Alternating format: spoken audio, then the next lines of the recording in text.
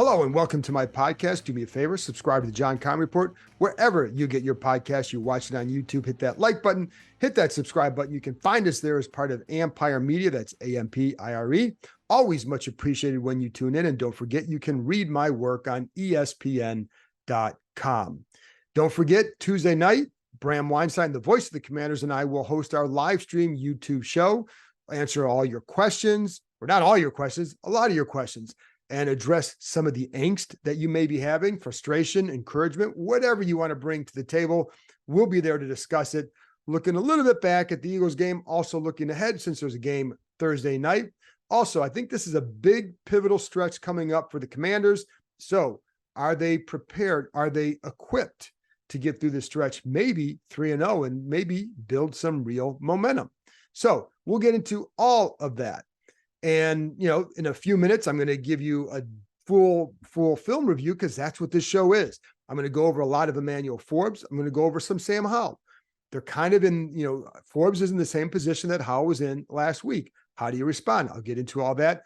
Listen, there were good things that he did that you can say, hey, you do this just like you did here, do it consistently, you're going to be in really good shape. But you've got to do it really very consistently.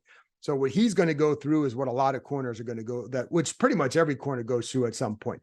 Anyway, I'll get into that. Also on Sam Howell, some things that he and I think the offense did well to create some positive situations and throws for him, but as well as creating yards after the catch. There's a really big number there that Washington had with the receivers, and it dominates over the other three games and what they were able to do. So we'll get into that, and I'll show you some examples why. As a reminder, I cannot use video for the highlights or for the tape explanation. So yes, I know you would like it. No, I can't use it. I'm going to use this reminder every time because if I don't, someone's going to bring it up. Can't do it. If others do it, more power to them. They're not supposed to. I work for ESPN. I'm not going to do it because I'm not supposed to. So ESPN has the rights. I do not. So that's just my little disclaimer every time. But I'm going to bring you information that hopefully helps you learn or understand maybe what happened and why. So in all those situations, I'm not going to go over everything. I'm not going to go over all the details of everything. There were definitely some disciplined issues, even along the defensive line. It's not just Chase Young. I know there's a lot of that there sometimes with him, and sometimes it is him. Sometimes it's Deron Payne. So sometimes I saw multiple times where the left end and Deron Payne are kind of rushing in the same gap. I don't know who's always at fault. I just know that shouldn't happen. So that kind of stuff was happening. I don't think it was necessarily a killer because Jalen Hurts didn't hurt him on the ground. Other quarterbacks have. But I also felt like they did a good job in some of the spy areas where there was there was one time where Benjamin St-Juste is running, looks like he's in man coverage, and the slot guy goes across, the guy starts running across her. He passes him off, and he does a great job communicating. You can see him pointing. Can't hear him yelling because I'm watching on film, but you can tell that he's probably yelling. And then he goes and he plays and sits in the middle. I think Jamin took the receiver. And then that was this one where Jalen Hurts actually squeezes out because there was a gap. But because you have St-Juste there, he goes up and makes a stop for, I think it was like a 2-yard gain. Really nice job in the open field by him. But I felt like they did a good job in that area. Listen, the defense, they did a good job against DeAndre Swift. Guys getting off blocks. Jamin Davis had a hell of a game. I'm going to show you a couple plays later. Really just a handful of plays that went awry. And typically, Emmanuel Forbes was involved in them in some fashion. There was the one deep ball to Devontae Smith. He's in position to make a play. You got to go make that play. And I think that one was kind of basic. Some of the other ones, he's going to learn a few things. But I think that's okay. Like, I thought it was okay for Sam Howell, too. If this team is going to grow, they needed Sam Howell to respond to last week. You don't, if you have a bad game, it's okay. What do you do the next week? What do you do the week after? If you have a good game, what do you do the next week? If so it's always about stringing together just consistent weeks. You're not going to have a great week every week, but if you're consistent with everything, then more often than not, you will. And I think with Howell, he really showed a few things. So we're going to learn a lot about Forbes this week. And again, that's okay, because I'll tell you what, they want to learn more about him. And I think he's in a good room to help him learn and grow with guys like Kendall Fuller, Benjamin St. Juste. I think Fuller is a terrific mentor as long as you use him in that role. And I'm not saying he does or doesn't. I know they talk a lot. So clearly, I'm just saying that when you have a guy like that, you use that resource. And Kendall Fuller is a really good resource for that entire room. So is St. Juste.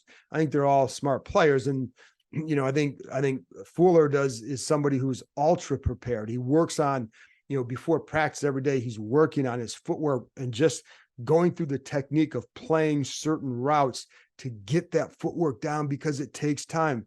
What Forbes is going through is just that transition from college to the NFL. You have to learn you're learning a new technique. So when that's not as yet ingrained in you, sometimes you get into situations, whether it's emotional, which I felt it seemed like it was at times with AJ Brown, another Mississippi guy. So does that become an issue, right? And so when you have those situations or tense situations, you fall back on what you used to do, not what you need to be doing now, because you're at a different level. All those guys in the SEC, hey, listen, Forbes was very productive in a great football conference. And while anybody can say, well, look at the quarterback's face sometimes. No other corner was doing what he was doing or has done in college. The kid has skills and talent and ability. I think he's going to be okay. We're going to learn, and that's okay. But what's going on now, you do have to learn, like, hey, you can't use the same technique that you used even in a great conference, because here it's the great players from all the conferences are now that you're competing against. So you have to learn to grow and adapt. If he does that, he's going to be a really good corner still. The notion that the kid's played 4 games, kind of slow the roll on what kind of a draft pick he was. He has to learn. He has to grow. He has to go through this. I talked to corners today. I talked to Fred Smoot today for a while about some of this stuff. And he's like, this is what every corner is going to have to go through at some point. Now, do they have the same kind of game that he did? Not necessarily, because he's also on the best player on the top receiver for the other team. You can also wonder, like, why were they doing that? I know they liked the matchup because of his length, because of his speed on AJ Brown. But after a while, if AJ Brown, is he getting in his head a little bit, because there clearly was a lot going on in terms of the talking between the two, and the sidelines, a little bit extracurricular, nothing major, but you just wonder. And I think Brown used that emotion or that passion or whatever it is, maybe against him a little bit, and some of those double moves late in the game. So anyway, but again, grow, learn, develop. This is how you do it. And again, I think if you're a coach, you can sit there and say, these are the plays, the exact same plays that you didn't execute on. This is where you did. So clearly you can do it. Now it's just doing it consistently. That's it. It's not, I was gonna say, it's simple, but it's hard. So, because again, you can sit here and say, just do it the same way every time. Well, you've got to go through these situations before you can really grow. And that's what he's going through. So let's talk a little bit about his game. Again, he can do it. It's about technique. And there were a couple double moves that he got bit on late. And why is that? There is, oh man, how do you respond? It's all those lessons, it's about the eyes. It's like, they're going to look at your defensive backs coach or whatever. They're going to talk about eyes, feet, hips, hands. If your eyes are right, then your feet are right. And when your feet are right, your hips are right. And then you can use your hands to impact the play. And I think that's where he's got to get to. And I think that's a big lesson here is trust all those 4 words, trust them, and get your eyes right, which then get your feet right, which gets your hips right, which gets your hands involved in the play. And there are times he definitely uses his vision. I mean, there are times it's pretty good. And we're going to start with some of those early in the game, play with good vision. And, there was one where he sees the receiver through the quarterback, or he's looking at the quarterback, sees the receiver while keeping his eye on where he needs to be. And because of that, the technique was really good. And, he drops with him, he matches them. It was really, really good. That's what he needs to do all the time. Just little reminders for himself. A couple plays later, listen, one of the plays he got burned on was the jam. So a couple plays later, after I did the play I just talked about, using his eyes, he does a good job of a jam on AJ Brown. It's a zone coverage. You got two deep safeties, and you want to jam, reroute, disrupt the timing, and he does that. So you see that he can do it. It's not a matter of you can't do it or not. It's just a matter of just make sure every time that you do it, because if you don't, this is the result. And I'm going to get to one of the plays in a minute about what happens. Now, in between those two plays, there's one time where let's talk about the eyes. And I'm going to put this example up for you because I think it's important to see what I'm talking about if you're able to watch on YouTube. And this is a little very subtle thing, but he's in a press coverage here and against Brown. And so right before the snap, you're in press coverage, it's man coverage, your helmet's you're looking right at him. So in the picture, if you're just listening to the podcast, just picture the W. You see the full W on his helmet from the angle, from the side angle, right? Because it's man, you're looking at your defender. Well, right, just a little bit before the snap, he peeks inside. And that if you're watching on YouTube, you can see the W is a little bit obscured here because of that. So why is he doing that? He doesn't need to do that. Everything's in front of him. By doing that, then the ball is then snapped, and AJ Brown, he's then instantly off balance. Brown gets him to the inside, and he wins. I think it was like a 15-yard gain on this play, but it starts with just calm, watch your job, and then go. Again, lesson. It's not like he can do that. That's what I think.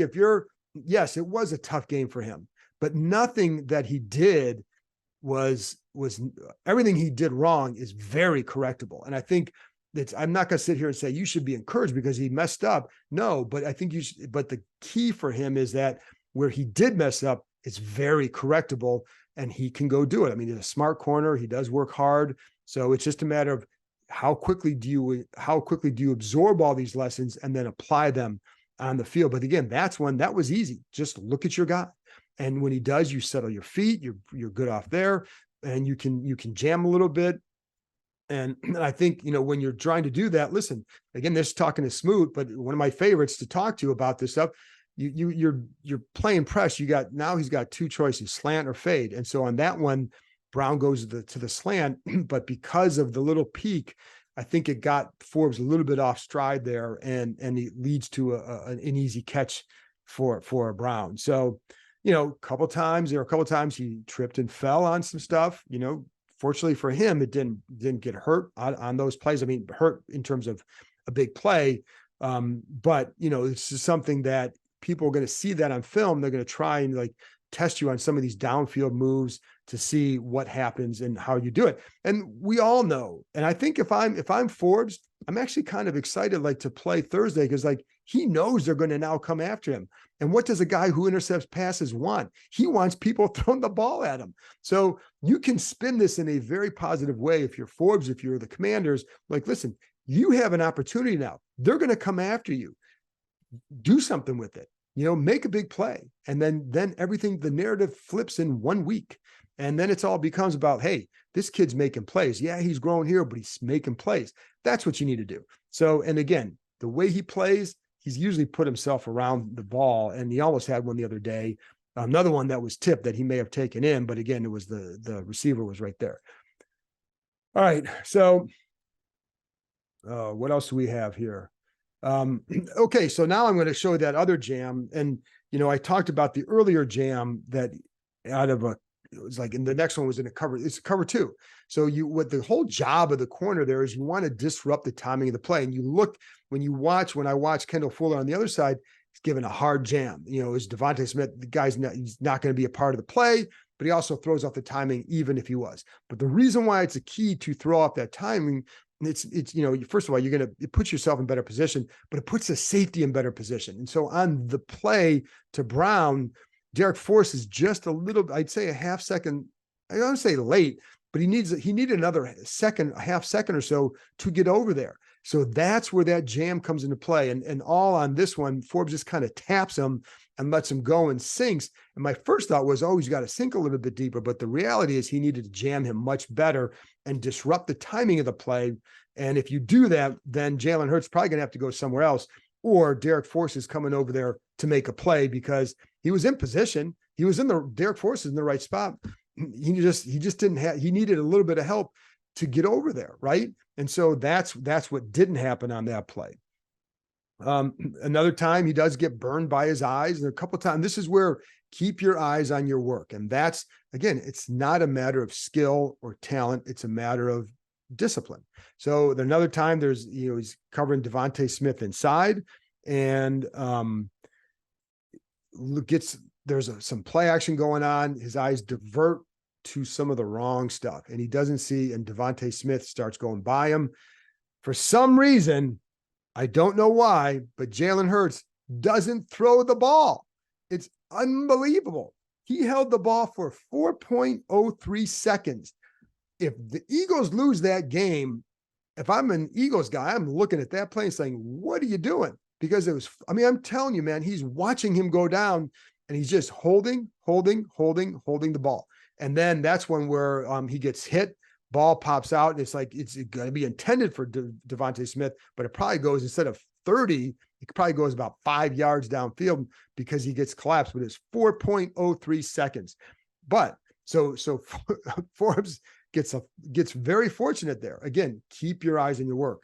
Even on the touchdown run by DeAndre Swift, now Chase Young goes a little bit wide. John Allen gets washed, tries to go inside.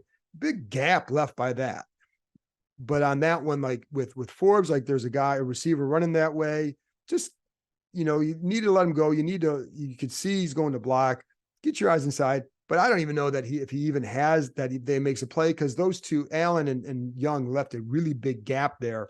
So I'm not sure that it would have really mattered, to be honest. And then you look at the double moves, and this is again the coaching point, the learning point. You can slow those by just playing it right. And I think in the first, first of all, AJ Brown gets him a couple times on those. They started throwing those later in the game, and I think they just set it up. But you also, I think, again, this is where he starts to play on some of that aggressiveness. And the one thing that we saw, and this is one thing that you talked about in camp, saw it in Baltimore in those scrimmages or those practices, where he's going to go hard on those double moves because he's a very aggressive corner. That's why he will eventually make more plays, but it's why he's going to give up some if you don't get the technique down. And so that's what the goal is here for them, is get that technique down. Again, just be consistent. So one of the things that you do, if you're a corner, you want to, if he's going to throw a double move, you've got to position yourself so he's got to run through your chest. And on the double move for the touchdown, for example, that's not going to happen. I mean, there's no chance that he's inside him.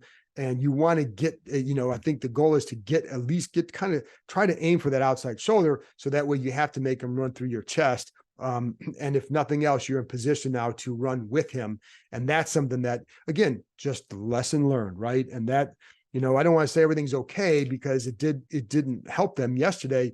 But if he learns the lessons, then he becomes a better corner. And just like Sam Howell learned his lessons last week. The other thing is too, and on the first long one that AJ Brown had, I think it was the 59-yarder, it's a little pitter patter of the feet. And this is one of the things that Fred pointed out to me, is like your pitter patter, you kind of know what he's going to do. So just make sure you're seeing everything right. And,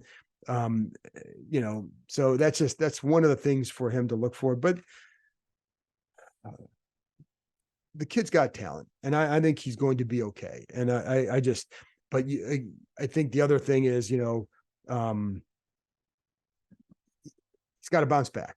And the one thing that it was encouraging to me was that he did sit there at his locker after the game and answered every question. And I do think that the other D-backs have his back. And I think that's also crucial, because if you see a kid working, if you see the way he plays and you respect that, you're going to have his back. And they certainly did. And so I think those are good signs for him and for them. But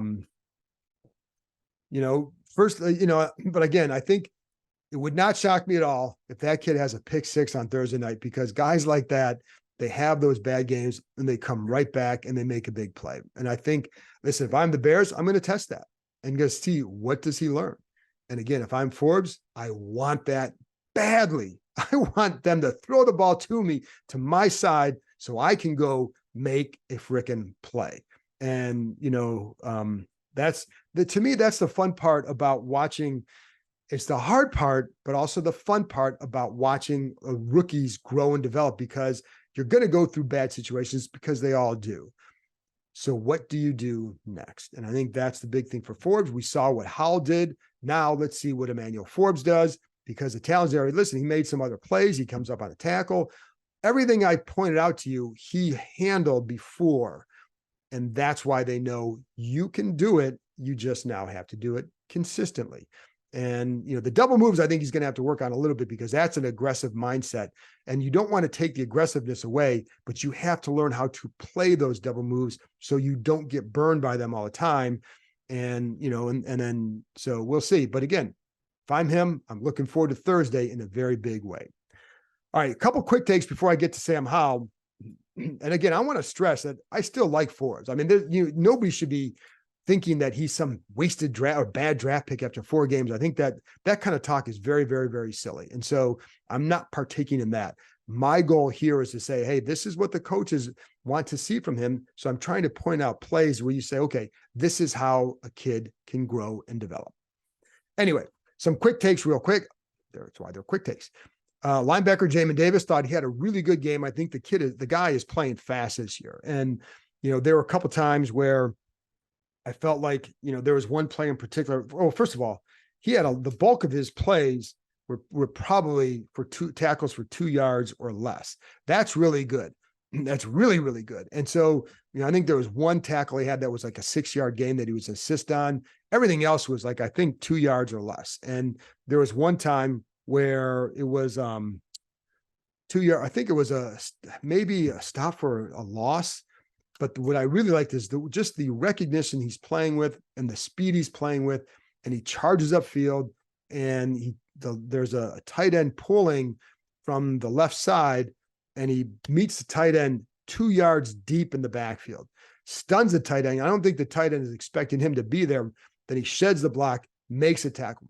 You saw that a lot from Jamin Davis, and I think that's a really good sign for them. He's been very, very good. And I think Sunday he was very good. And they're using his speed. When you're playing some of these mobile quarterbacks, I think that speed at linebacker by him in particular really gives them an edge, so they can use him as a spy when they need to. Cody Barton, I felt like played better, still has a ways to go. And so we'll see where he develops. Anyway, but I really wanted to point out with Jamin, because I think he's done a nice job there. And yes, they're all going to give up plays, because every player in the NFL does. But by and large, I think he's done a nice job. The other area where we don't talk a lot about is special teams. And before, again, I'm going to get to Howell in a minute or two. But with special teams, you don't see it, or we don't talk a lot about it, because it just typically, it's unless it's a long snapper. But I felt like, the punt coverage was not good the other day. And that certainly contributed, I think, to the loss. It wasn't just, it was Tressway's the 29-yard punt in overtime didn't help, but also on that play, this is where the details come in. Jeremy Reeves, Pro Bowl, all pro, up, the punt protector, and guy gets through there and nobody blocks him. And it almost doesn't result in a almost miss, but it was a close miss, but it forces Way to really kind of get a really good or a quick kickoff. And I think it was in like 1.15 seconds. Sometimes he's getting 1.3, but other times he's been up to about the same speed and he gets off a good punt. So I'm not going to give him excuses, but on that play, the blocking, and Jeremy Reeves knows this. I mean, nobody knows more than him what he needs to do. But that was one of those little examples of details.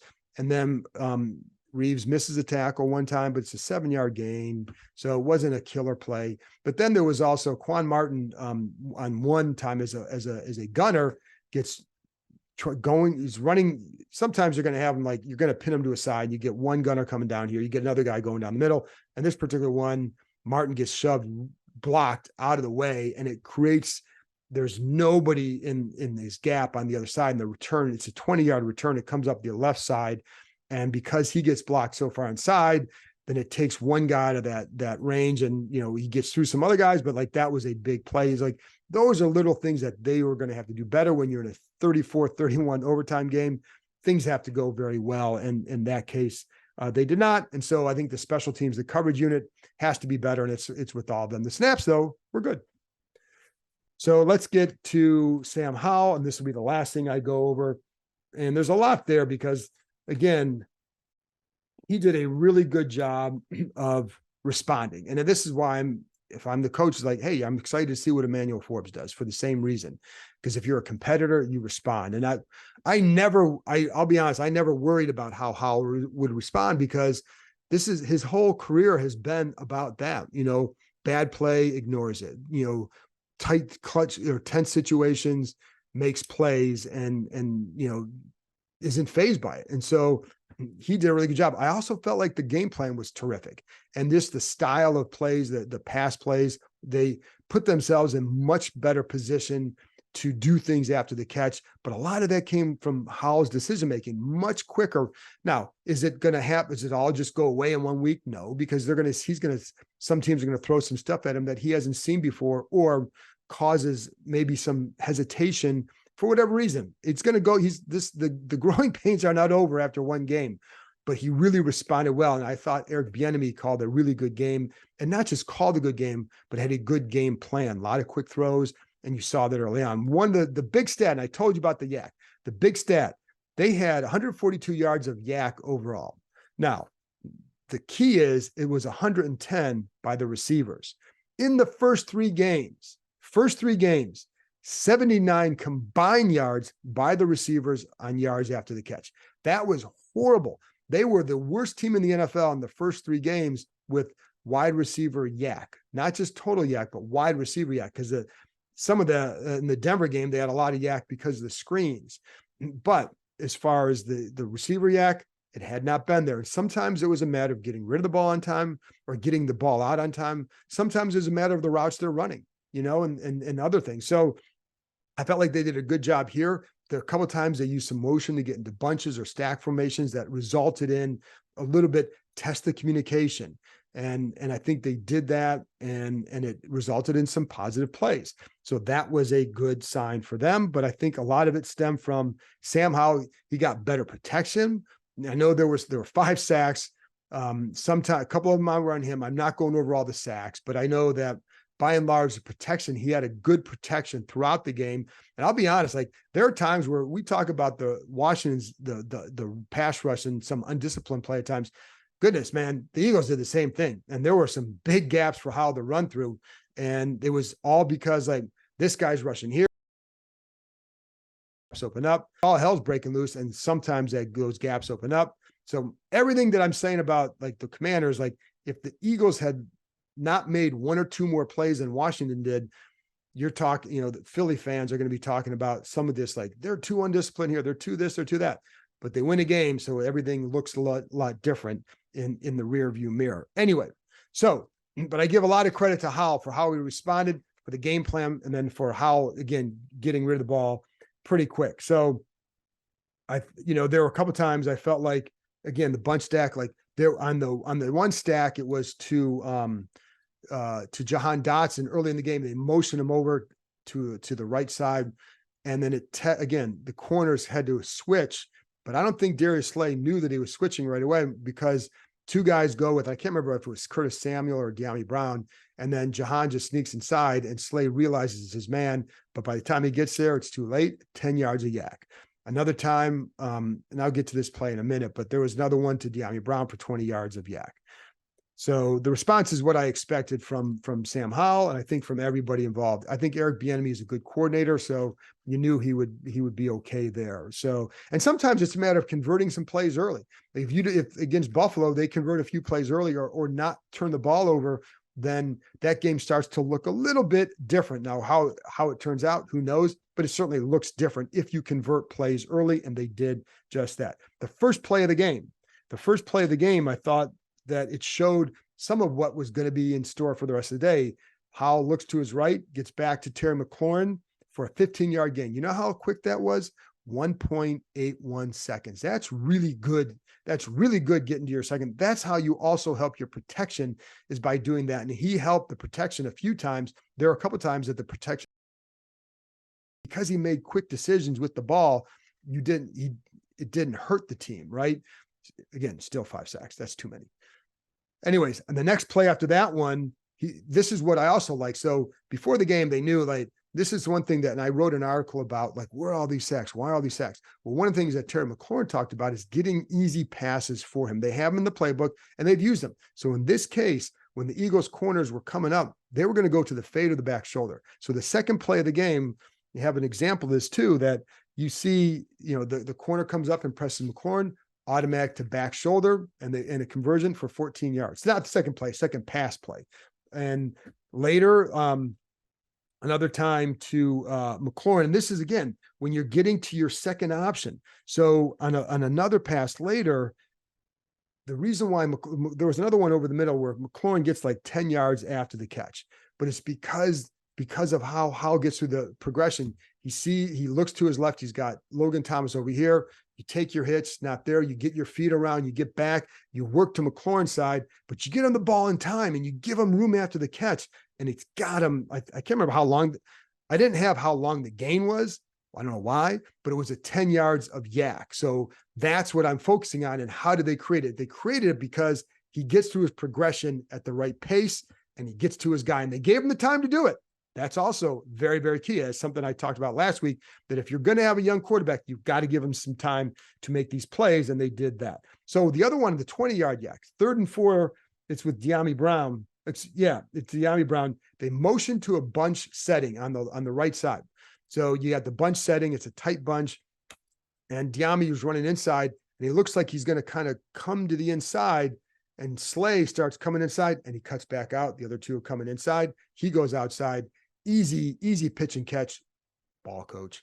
And then De'Ami gets 20 yards after the catch because of the design of the play. And Darius Slay gets caught really kind of being aggressive coming inside. See, it happens to a lot of corners, even the veteran ones.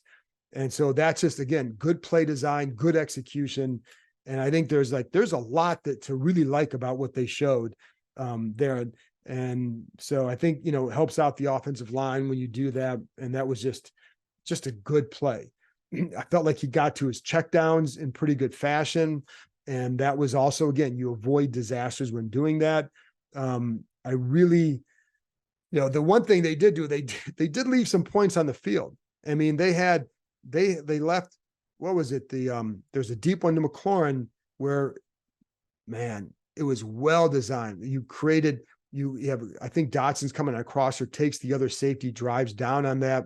And that just leaves a wide open right side of the field for McLaurin to go run under a long ball, except that Howell throws it basically straight down the field and over his head. He's got no chance.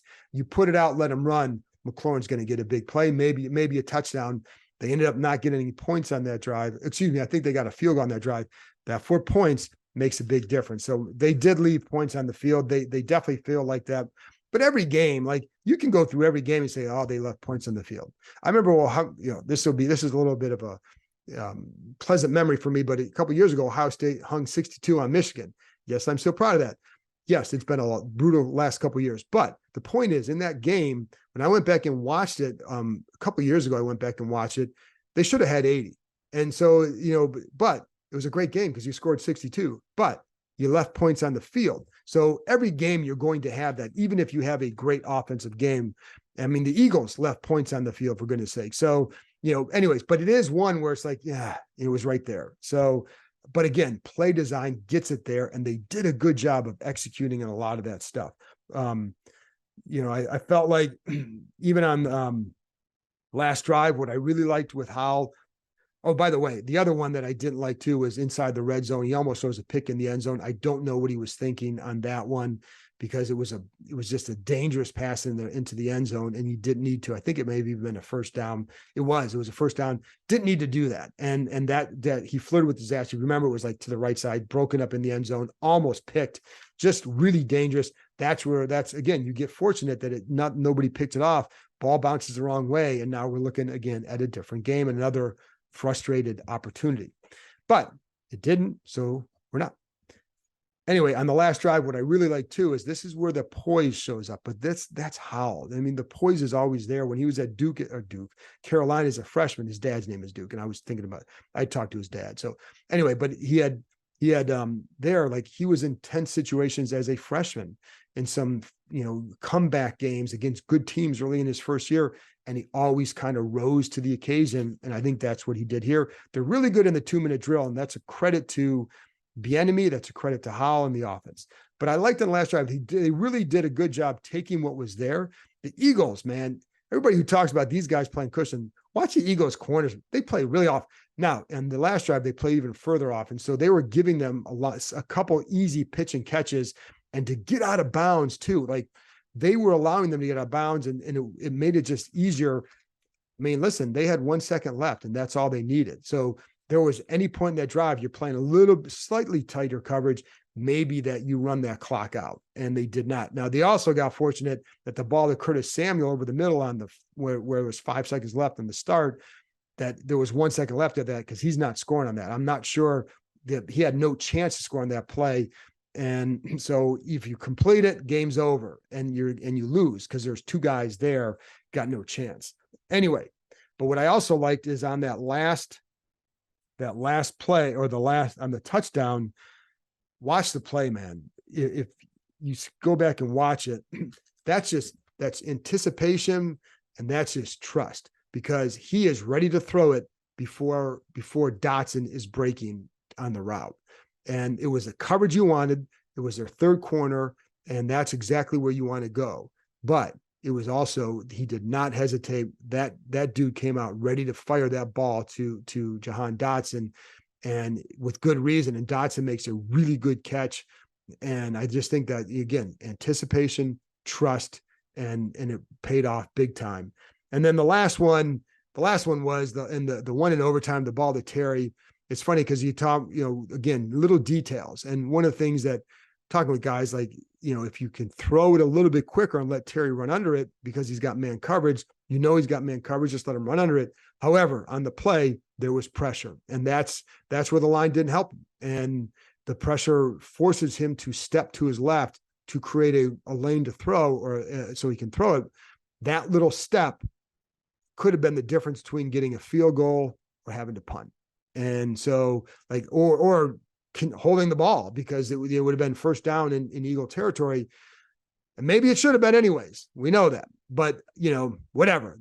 If you're able to throw it earlier, then you give McLaurin a much better chance, and you take it out of the official's hands and you leave it in McLaurin's feet. How's that? But that's a little thing, but it's one of those things that adds up. So if you're able to protect on that one, he knows where the ball's going. Your guy is going to get there. So just throw it out there to him, and he makes the catch. And if he had been able to throw it just a little bit earlier, again, not blaming him, that was on the line, allowed the pressure, and forces him to move and create some space so he can throw the ball. Otherwise, he's going to get drilled.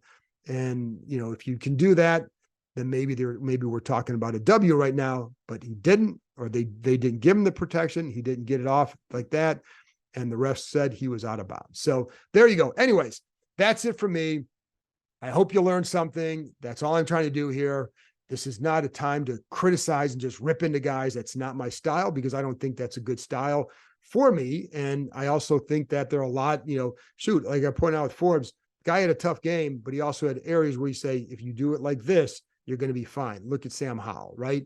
And Howell was not perfect, but he had a lot of good plays. And I think the design was really good, et cetera. And now the question is, can they build on it? So we'll see. Anyway, I'll be back Tuesday night with Bram Weinstein, the voice of the Commanders, 7:30 Eastern time. Join us for the live stream show. Bring your questions, bring your concerns, bring whatever you want to bring. And there you go. Talk to you next time.